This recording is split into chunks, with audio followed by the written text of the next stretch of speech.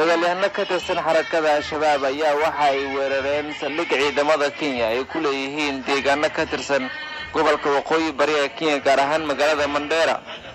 Xuseen Axmed Maxamuud ayaa warkan faafahinaya.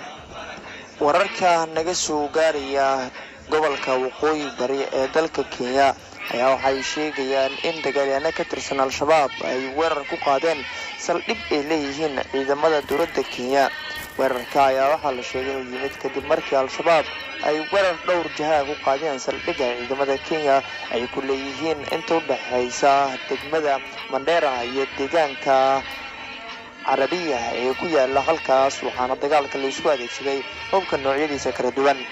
dagaalka ayaa waxaa lagu soo waramayaa inuu ka dhashay khasaare isugu jira dhimasho iyo dhaawac oo labada dhinac soo kala gaaray, ha yeeshee inkastoo aan si dhab ah loo cadeyn karin inta uu leeyahay khasaaraha soo kala gaaray labada dhinac. wararka qaar ayaa sidoo kale waxay tibaaxayaan in Al-Shabaab ay muddo daqiiqadaha la wareegeen gacan ku haynta saldhigga ciidamada Kenya ay ku lahaayeen duleedka magaalada Mandera, ha yeeshee ay dib isaga baxeen markii dambe kadib markii ay ciidanka Kenya dhowr jiha mar kale ay iyagana dagaal kale ka soo qaadeen. war qoraal ah oo lagu baahiyay baraha internetka Al-Shabaab ay wararkooda ku faafiyaan ayaa waxay ku sheegteen mas'uuliyadda wararkii ka dhacay duleedka magaalada Mandera ee gobolka Waqooyi Bari ee dalka Kenya, iyagoo aan sheegay in halkaas ay ku jireen tiro dagaalyahanno oo ka tirsan ciidanka Kenya. dhinaca kale ma jiro wax war ah oo ka soo baxay saraakiisha ciidamada Kenya ay uga hadlayaan weerarkii lagu qaaday saldhig ciidankooda ay ku leeyihiin inta u dhaxaysa magaalada Mandera iyo deegaanka Carabiya oo ku yaala